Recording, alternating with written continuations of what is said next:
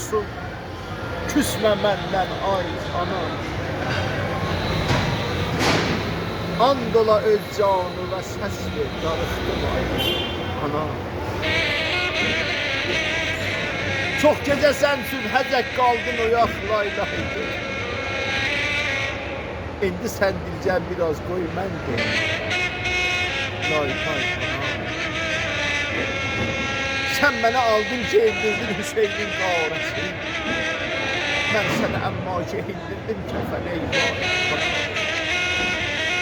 Get ana, oğlu ölən Zəhraya tapşırdırsın.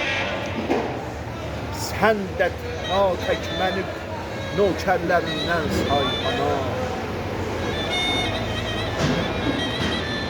Verdiğin sütten gerek artık töken gözyaş. Verdiğin sütten gerek artık töken gözyaş. Gözyaşın tek akmayıp sahrayı akmaz çay. Ana. Diriri diriri.